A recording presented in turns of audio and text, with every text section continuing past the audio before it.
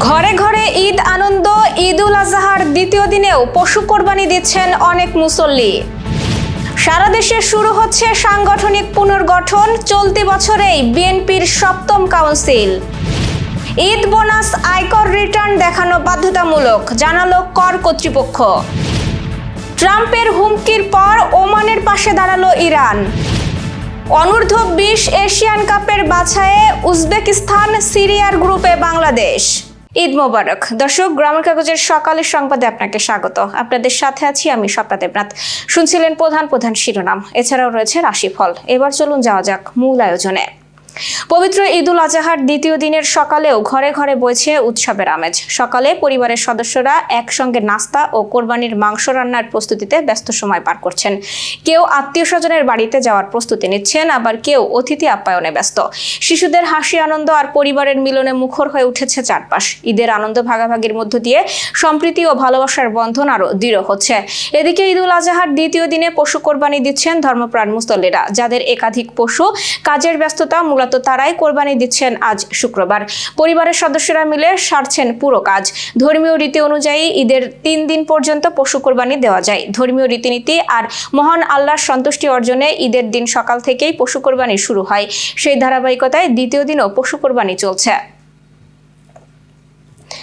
দীর্ঘ প্রায় 1 দশক পর অবশেষে জাতীয় কাউন্সিলের প্রস্তুতি শুরু করেছে ক্ষমতাসীন দল বিএনপি। সবকিছু ঠিক থাকলে চলতি বছরের ডিসেম্বরে অথবা আগামী বছরের জানুয়ারিতে অনুষ্ঠিত হতে পারে দলটির সপ্তম জাতীয় কাউন্সিল। এটি হবে দলীয় চেয়ারম্যান হিসেবে দায়িত্ব নেওয়ার পর তারেক রহমানের নেতৃত্বে প্রথম জাতীয় কাউন্সিল। দলীয় সূত্র জানাচ্ছে, কাউন্সিলকে সামনে রেখে সারা দেশে সাংগঠনিক পুনর্গঠনের কাজ শুরু হয়েছে। ঈদ উল আজহার পরপরই বিএনপির অঙ্গ ও সহযোগী সংগঠন, মহানগর ও জেলা পর্যায়ের মেয়াদোত্তীর্ণ কমিটিগুলো পুনর্গঠন করা হবে। নতুন নেতৃত্বে নির্বাচন, স্থানীয় সরকার নির্বাচন এবং ভবিষ্যৎ রাজনৈতিক কৌশল নির্ধারণে এবারের কাউন্সিলকে বিশেষ গুরুত্ব দিয়ে দেখা হচ্ছে। বিএনপি মহাসচিব মির্জা ফখরুল ইসলাম আলমগীর বলেছেন, দলকে আরো শক্তিশালী ও গতিশীল করতেই দ্রুত কাউন্সিল আয়োজনের প্রস্তুতি চলছে। অন্যদিকে দলীয় নেতাদের ধারণা, এবার কাউন্সিল হবে সবচেয়ে জাঁকজমকপূর্ণ ও উৎসব মুখর। দলীয় গঠনতন্ত্র অনুযায়ী 3 বছর পর পর কাউন্সিল হওয়ার কথা থাকলেও রাজনৈতিক পরিস্থিতির কারণে 2016 সালের পর আর কাউন্সিল আয়োজন করা সম্ভব হয়নি। এবার জাতীয় কাউন্সিলের মধ্য দিয়ে বিএনপির রাজনীতিতে নতুন গতি আসবে বলে মনে করছেন নেতাকর্মীরা। ঈদ বোনাস সহ সব ধরনের উৎসব ভাতা এবার থেকে আয়কর রিটার্নে দেখাতে হবে বলে জানিয়েছে কর কর্তৃপক্ষ। সরকারি ও বেসরকারি চাকরিজীবীদের প্রাপ্ত ঈদ বোনাসকে আয় হিসেবে গণ্য করা হবে এবং তা পরবর্তী বছরের আয়কর রিটার্নে অন্তর্ভুক্ত করতে হবে। বিশেষজ্ঞরা বলছেন, শুধু আয় নয়, ঈদ উপলক্ষে করা ব্যয় ও জীবনযাত্রার ব্যয় বিবরণীতে উল্লেখ করতে হবে। আয় ও ব্যয়ের মধ্যে সামঞ্জস্য আছে কিনা তা যাচাই করবে জাতীয় রাজস্ব বোর্ড। আয়কর রিটার্নের আইটি 10B ফর্মে উৎসব খরচ সহ সব ধরনের ব্যয়ের তথ্য দিতে হবে। কর কর্মকর্তারা জানান, কর ব্যবস্থাকে আরো স্বচ্ছ ও জবাবদিহিমূলক করতেই এই নিয়ম কার্যকর করা হয়েছে। হরমুজ প্রণালী ইস্যুতে যুক্তরাষ্ট্রের প্রেসিডেন্ট ডোনাল্ড ট্রাম্পের হুমকির পর ওমানের প্রতি সংহতি প্রকাশ করেছে ইরান। ইরানের পররাষ্ট্র মন্ত্রণালয়ের মুখপাত্র ইসমাইল বাঘাই এক বিবৃতিতে বলেন, মার্কিন কর্মকর্তাদের হুমকির বিরুদ্ধে ওমানের পাশে রয়েছে ইরান। তিনি একই সঙ্গে ইরানের বন্দর আব্বাস এলাকায় সাম্প্রতিক মার্কিন হামলারও নিন্দা জানান। এর আগে ওমানকে উড়িয়ে দেওয়ার হুমকি দিয়েছেন যুক্তরাষ্ট্রের প্রেসিডেন্ট ডোনাল্ড ট্রাম্প।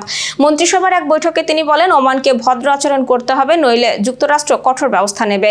ইরান ও ওমানের মধ্যে হরমুজ প্রণালী দিয়ে চলাচলকারী জাহাজের কাছ থেকে যৌথভাবে টোল আদায়ের বিষয়ে আলোচনা চলছে। এরই পরিপ্রেক্ষিতে ওমানকে হুমকি দেন ট্রাম্প। এএফসি অনূর্ধ্ব-20 এশিয়ান কাপের বাছাইয়ে কঠিন গ্রুপে পড়েছে বাংলাদেশ। 2 সাবেক চ্যাম্পিয়ন উজবেকিস্তান ও সিরিয়ার গ্রুপে পড়েছে বাংলাদেশ, সঙ্গে আছে ভারতও। 4 দলের গ্রুপ থেকে চ্যাম্পিয়ন হতে পারলে 2027 অনূর্ধ্ব-20 এশিয়ান কাপের টিকিট মিলবে। মালয়েশিয়ার কুয়ালালামপুরে বাছাইয়ে ড্রতে 32টি দলকে মোট 8টি গ্রুপে ভাগ করা হয়েছে। আগামী বছরের মার্চ-এপ্রিল চীনে অনুষ্ঠিত হবে এএফসি অনূর্ধ্ব-20 এশিয়ান কাপের চূড়ান্ত পর্ব। 16 দলের এই টুর্নামেন্টে স্বাগতিক দেশ ছাড়া বাকি 15টি দল নির্ধারিত হবে বাছাই পর্বের মাধ্যমে। বাছাই পর্বের মোট 8টি গ্রুপের চ্যাম্পিয়নরা সরাসরি এশিয়া কাপে খেলার টিকিট পাবে। আর রানার্স আপ হওয়া 8টি দলের মধ্যে র্যাঙ্কিংয়ে এগিয়ে থাকা সেরা 7টি দল তাদের সঙ্গে যোগ দেবে। বাছাইয়ে 4-এ থাকা বাংলাদেশ, 1 থেকে উজবেকিস্তান, 2 সিরিয়া এবং 3 থেকে ভারত পেয়েছে। এই 4 দল খেলবে গ্রুপ বিতে। সবকটি ম্যাচ হবে উজবেকিস্তানের মাটিতে। দর্শক, এবার চলুন জেনে নিই কেমন যাবে আপনার আজকের দিন অর্থাৎ 29শে মের রাশিফল। মেষ রাশির ঈদের ব্যস্ততা শেষে কিছুটা বিশ্রামের সুযোগ মিলবে। পরিবার ও বন্ধুদের সঙ্গে আনন্দঘন সময় কাটতে পারে। আর্থিক বিষয়ে হিসাব করে চলুন। বৃষ রাশির আত্মীয় স্বজনের সঙ্গে সম্পর্ক আরো মধুর হবে। ভ্রমণ বা দাওয়াতের সম্ভাবনা রয়েছে। শরীরের প্রতি যত্ন নিন। মিথুন রাশির কর্মব্যস্ততা আবারও শুরু হতে পারে। অসমাপ্ত কাজ শেষ করার সুযোগ পাবেন। প্রিয়জনের কাছ থেকে সুখবর মিলতে পারে। কর্কট রাশির ঈদের আনন্দের রেশ থাকবে পুরো দিন জুড়ে। পরিবারের ছোটদের নিয়ে ব্যস্ততা বাড়বে এবং অর্থ ব্যয়ে সংযম দরকার।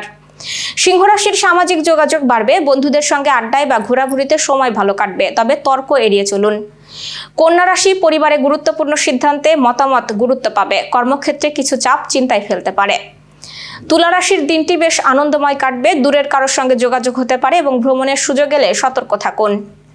বৃশ্চিক রাশির অপ্রত্যাশিত অতিথির আগমন হতে পারে। পারিবারিক পরিবেশ প্রাণবন্ত থাকবে এবং স্বাস্থ্য নিয়ে অবহেলা করবেন না। ধনু রাশির নতুন পরিকল্পনা করার জন্য দিনটি শুভ। ঈদের পর ব্যবসা বা কাজে ইতিবাচক গতি আসতে পারে। মকর রাশি কিছুটা ক্লান্তি অনুভব করতে পারেন। বিশ্রাম ও খাবার নিয়ম মেনে চলুন এবং পরিবারের সহযোগিতা পাবেন। কুম্ভ রাশির বন্ধু বা আত্মীয়দের সঙ্গে আনন্দঘন সময় কাটবে। সামাজিক কাজে অংশ নেওয়ার সুযোগ তৈরি হতে পারে। মীন রাশির মানসিক প্রশান্তি ফিরে আসবে। পরিবারের সঙ্গে সময় কাটিয়ে ভালো লাগবে এবং অর্থনৈতিক বিষয়ে নতুন সম্ভাবনার ইঙ্গিত রয়েছে। দর্শক, এই ছিল এখনকার আয়োজন। সব খবর সবার আগে জানতে ও দেখতে চোখ রাখুন গ্রামের কাগজের ইউটিউব চ্যানেল ও ফেসবুক পেজে। বিদ্যুৎ ও জ্বালানি তেল ব্যবহারে সাশ্রয়ী হন। আপনার কোনো প্রশ্ন বা তথ্য থাকলে জানাতে পারেন কমেন্টে। এতক্ষণ সাথে থাকার জন্য ধন্যবাদ।